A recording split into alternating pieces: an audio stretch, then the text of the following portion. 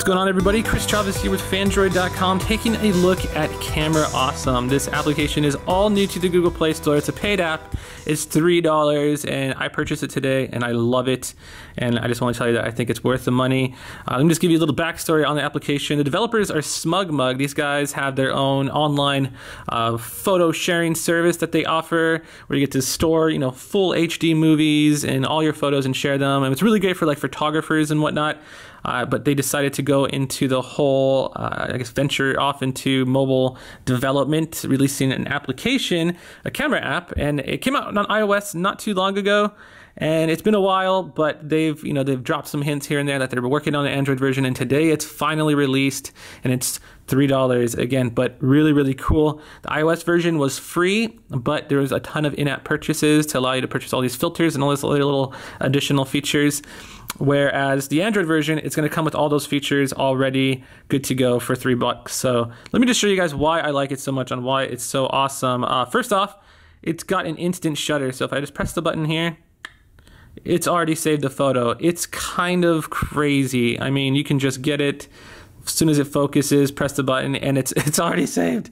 It's already there. And on the HTC One, it's going to take full advantage of that ultra pixel, 4 megapixel resolution shots, but they still look awesome. I mean, the quality is really, really cool, which is why I love it so much. There's a bunch of different shoot modes, but let me show you, I guess the other main reason why I love it so much. It's because with smartphones, you have a very small sensor size, so they're constantly adjusting, not just the focusing, which it's always hunting around for. You can see every time I move it, it's gonna try to focus in on something different, but as well as the exposure. The sensors are so small that, that's why you have HDR functions to give it some more dynamic range, but the exposures are always changing. If I'm focusing on like my computer, it's gonna change over here in the back room, and you can just always see the different stops of light coming in, and it's really jerky and annoying and kind of frustrating, especially if you like to take, some cool photos or video with your smartphone.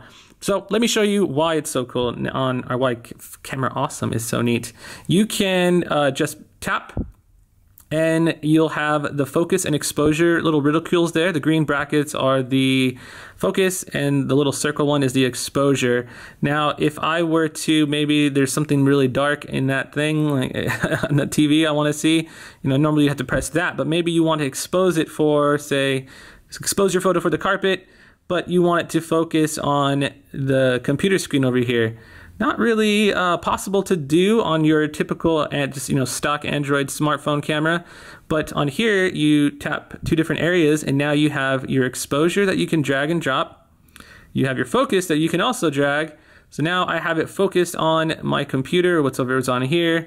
I have it exposed for the carpet, and if you'd like, you could even tap them again to lock in on that, and you can fire off a shot just like that. So awesome. So awesome.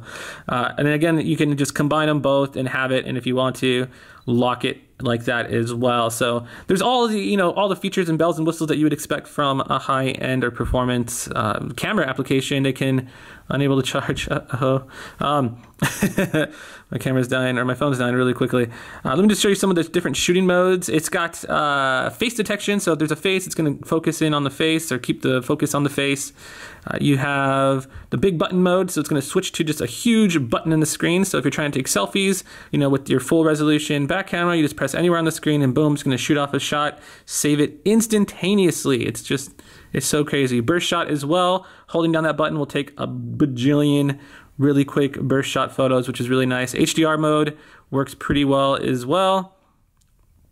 I'm going to press it, and then boom, it's already saving off some HDR photo. A little bit slow and laggy. I don't really care for it too much, but I mean, it is capturing, I believe, 2 different photos at different stops of light. And there's a typical timer, which is just, basic, but there's also an interval one as well. So if you set up your smartphone, you go to a party somewhere, set up your smartphone, click on the interval timer function, and let me go ahead and click it there. And every 5 seconds, it's going to take a shot. So you can kind of just get a little impromptu photo booth going on there with friends and family, getting all crazy and wild, doing whatever it is girls do these days.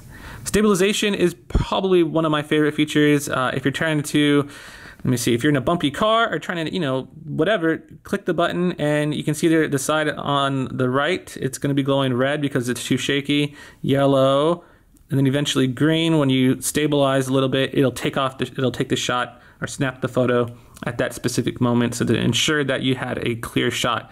I'm probably gonna leave that on there all the time because I have really shaky hands, but let me just go ahead and flip it around. The video feature is super awesome. Let's go over, and I keep saying awesome, probably because it's called Camera Awesome. Pre-recorded video. So right here you have this little buffer bar. Oh, you might not see it there. There you go.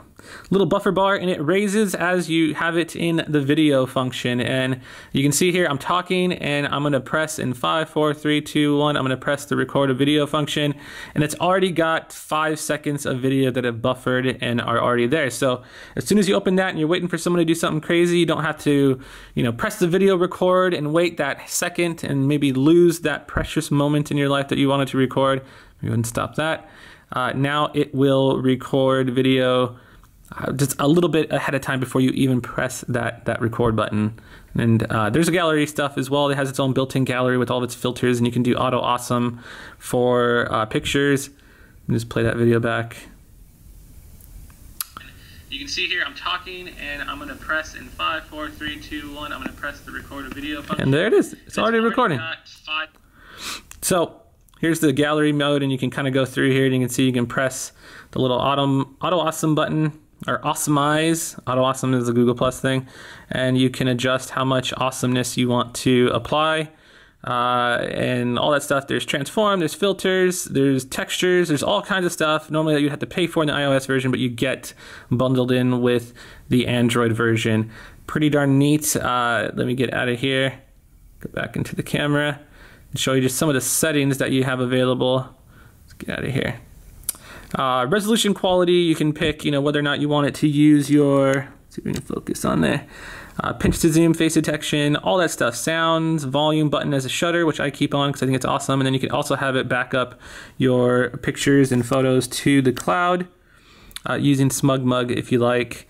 And pretty cool, right? I mean, really can't say enough.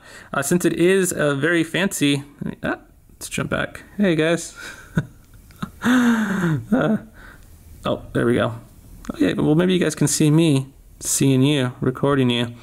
There's white balance, so you can adjust the different white balances, exposure, and then there's also ISO, which you can't do on video mode. Let's just flip back to the camera mode.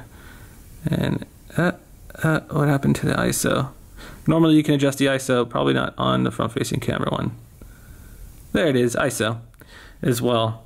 So really full-featured, really cool. This video has gone on long enough. I just wanted to show you guys the application. Only available for a handful of Android devices at the moment. So you have HTC One, you have all the big names, Samsung Galaxy S4. It's not out for the Nexus 5, which I think would be extremely useful given how lacking the camera software is on the Nexus 5.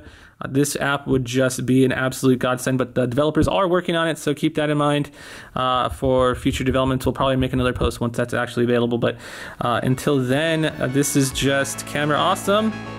Phandroid.com. I'm Chris Chavez. Thank you guys for watching. We'll see you next time.